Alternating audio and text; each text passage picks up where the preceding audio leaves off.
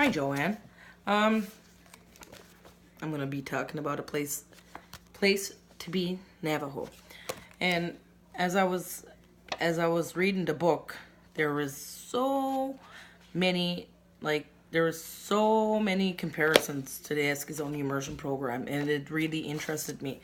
So first of all, if I were to rate it, or that's backwards, but if I were to rate it 1 to 5, I would give it a 5 because you learn so much from like the book compared to real life, and you see the difference between how that came to be a school and the pros, the cons, the hardships that they had to go through. So you really understand, and kind of makes you a little bit more grateful for where you're from, because with us, we didn't have to go through as much as they did, even though there's a lot of similarities, don't get me wrong, but we didn't have to go through as much, and it really gave me a different perspective. Another card. It really gave me a different perspective. It like made me made me grateful for the people that actually pulled together the immersion school, because we only seen the school come to form. We didn't actually get to see like how it came about. The people that like pushed for it, and like this Teresa McCarthy, she was there for years and years and years. And one of the key ideas that I wanted to talk about, one was the community and classroom. It's the same thing as like the decolonizing framework, as I have right here too. One of them was the relationship with parents and the community. I enjoyed reading the fact that they involved a lot of the community members. They wanted like the knowledge holders, and that was like similar with how Eskizoni is. That's why I found the connection, because like the students would bring in elders. They would be taught how to chant, and like whatever it was the Navajo did, they were taught that.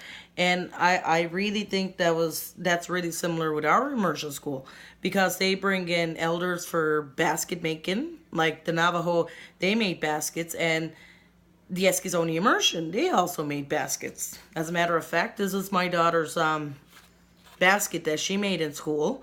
It was by one of the elders, Flo Young. And like, this is unbelievable. I wish we were able to get this when we were in school. And it says right here, I had my little notes. Like they had, with Eskizoni, they had so much support when the Eskizoni Immersion School opened, even though like at first it was 128 students. But like with the Navajo, it said that it opened in 1966, and it was controlled by American Indians. But the community, at first they were like, nope, it won't last more than 6 months. Like it was really community orientated. Yeah. But the school had 220 students. And but they did have a lot of support from the community. And that's what we have here in Eskizoni. We have a lot of support for our immersion school.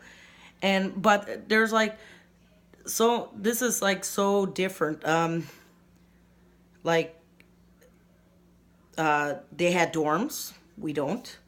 But the similarities, like parents and grandparents, they worked with the school, so they put their input and whatnot, and that's what we have here at the Eskizoni Immersion School as well. Although we can't really like, we're not controlling the curriculum. That's something like we don't get involved with compared to like the Navajo.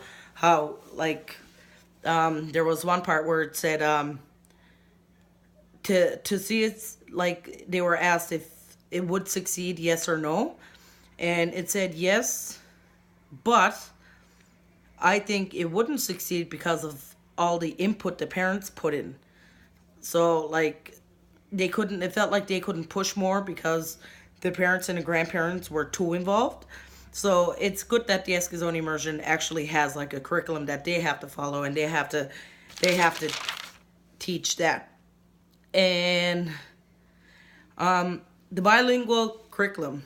I as long even though I like the immersion one better, but the bilingual curriculum, it was really, once again, similar with the Eskizoni immersions. Well, no, I'm lying. It was more similar with the treaty education, because the bilingual curriculum, they interviewed parents and elders. So they interviewed a lot of parents and the elders of the community, and they asked like what they wanted to see, how they wanted it to be taught, and like stuff like that. That's how it was with our treaty education, the treaty education curriculum. Because I was there with one of the knowledge holder meetings. I was a note taker and typing away and typing away and typing away.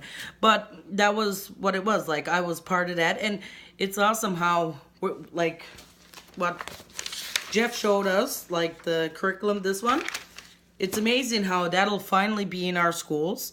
So even if you're native or non-native, you'll still understand treaty education. You'll know the importance of the Mi'kmaq people. You'll know the importance of the treaty, and like our culture, our history, and whatnot.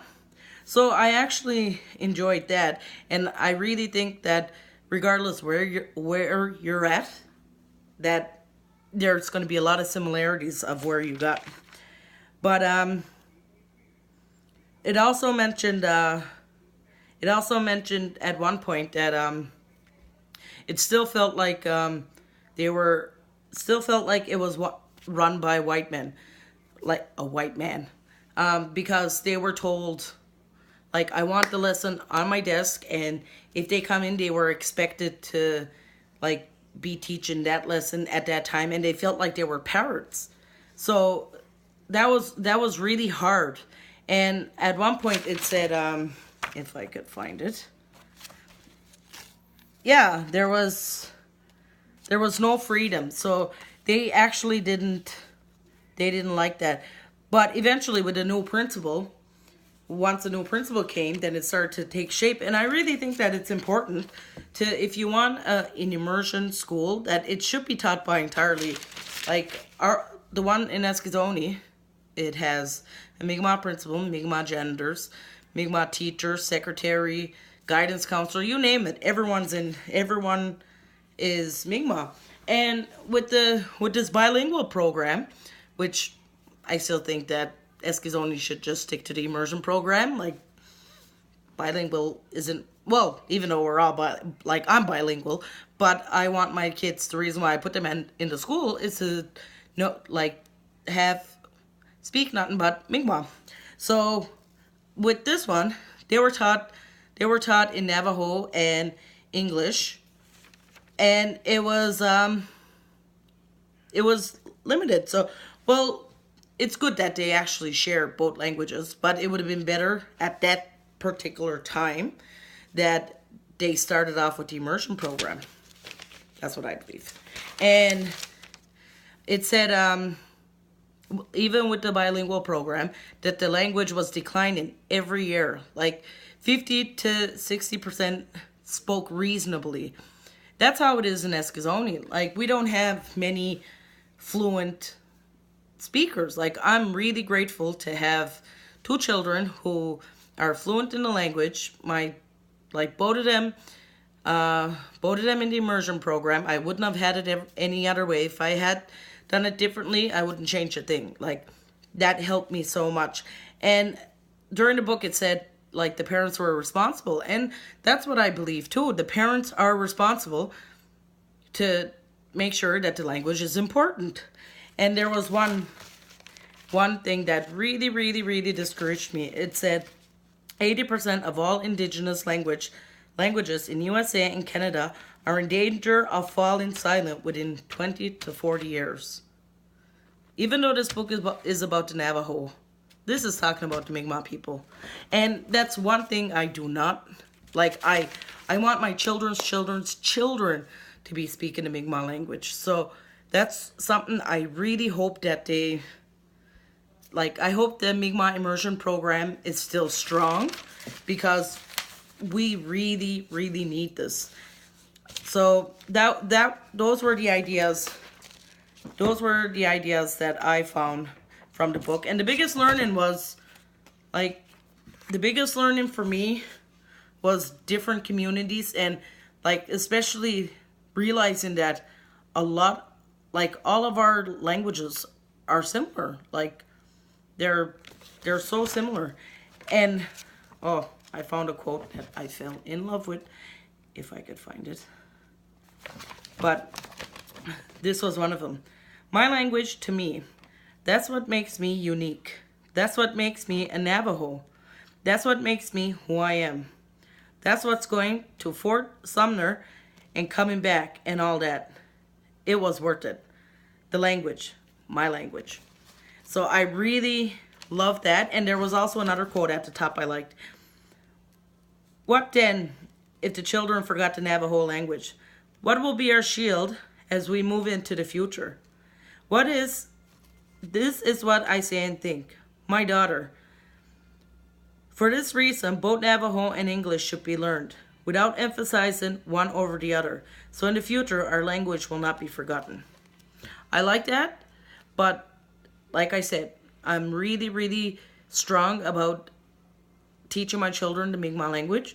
So like I understand like what they went through, what they went through.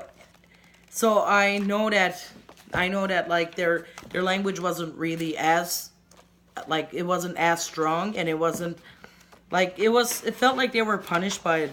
And there was like it reminded me so much of like there was one part that reminded me of the residential school too.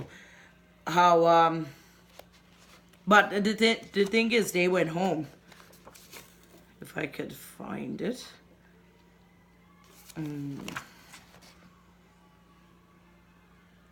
That made a big impression on some people. They put a bar of soap down your throat when you speak your language. That puts a latch in your mind against your culture. You say, I don't want to go back to that. That's what we've got to deal with when your own people are against the bilingual, bicultural philosophy. So that was something that really made me like it made me think of the residential school as well, because like that's what happened to us. We lost our language, or as you quoted, it was stolen from us. So like to make sure our language isn't forgotten, we still have to continue teaching it. And like for the record, our school went from 128 students to 140. So that's 12 extra students that we got this year compared to last year. It might be little, but it's growing.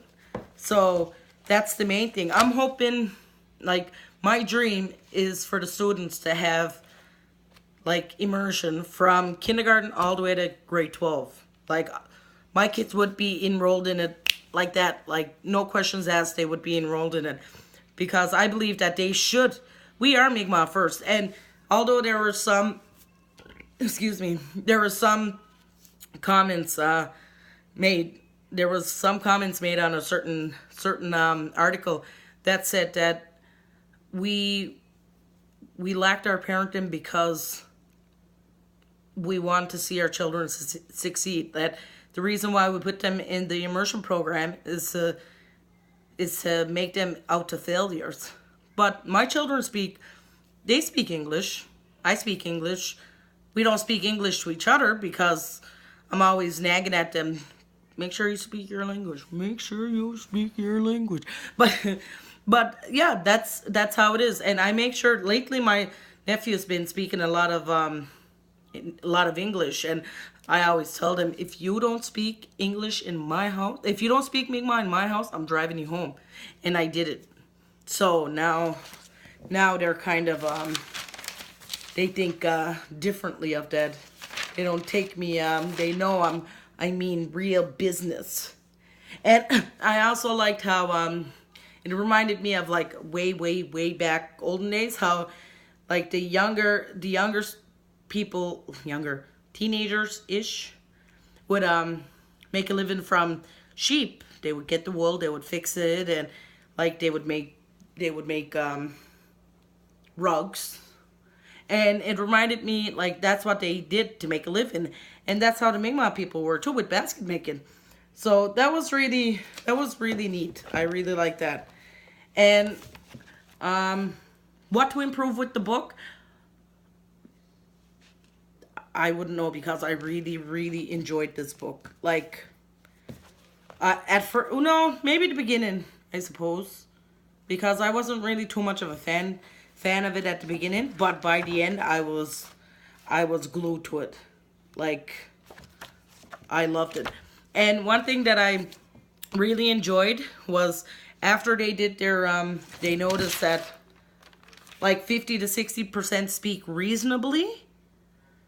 I like how they woke up and said we need to have an immersion program. And it was lined out like pre-K to 2 Navajo immersion. So it was taught entirely in Navajo, which was like which was really awesome. And they should have, well, I can't say they should have, but it's a good thing they started when they did. And like grade 3 to 6, half a day Navajo, half a day English. I love that because with the Eskizoni immersion program, it stops at grade 4. And then there's 5 and 6 that are like you don't know if you're getting a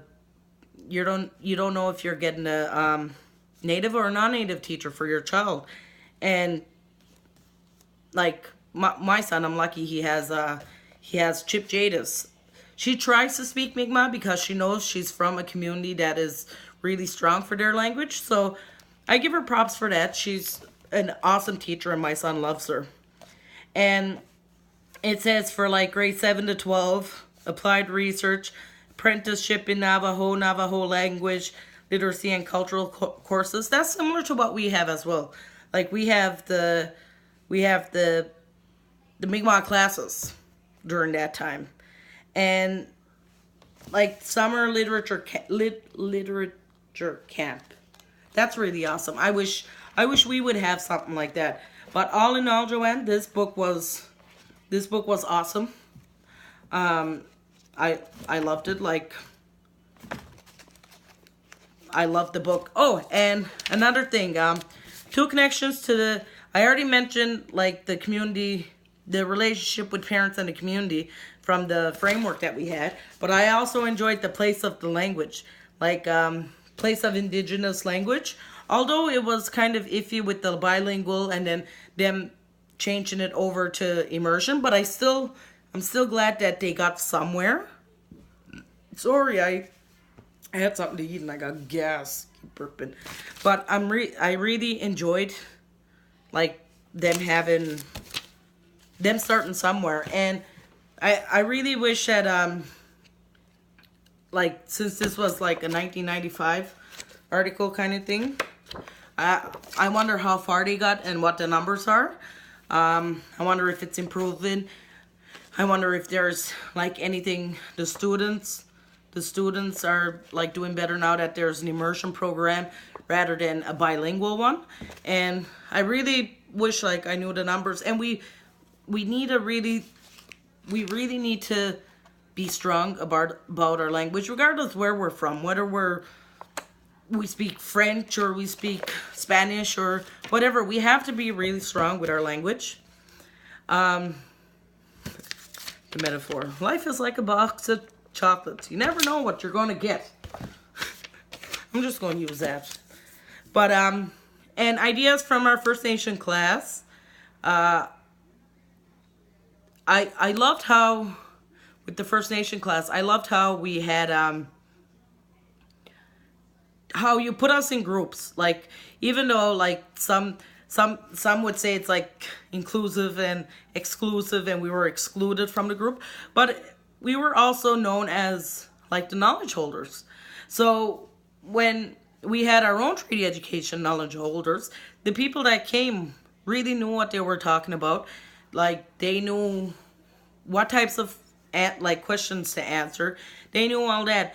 And that's what I liked about our class, the fact that we were like the fact that you held us as our knowledge. You named us as knowledge holders, and we were able to educate them as much as we can. Like I was learning, I'm still learning every single day of my life with the Mi'kmaq culture because I don't know much of it. Well, I know much of it, but there's like some tweaks and whatever that I still need to learn.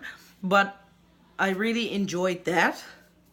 And also, like, with the book, um, would like show the connection to the book from our First Nation class. It would be like a bilingual kind of program.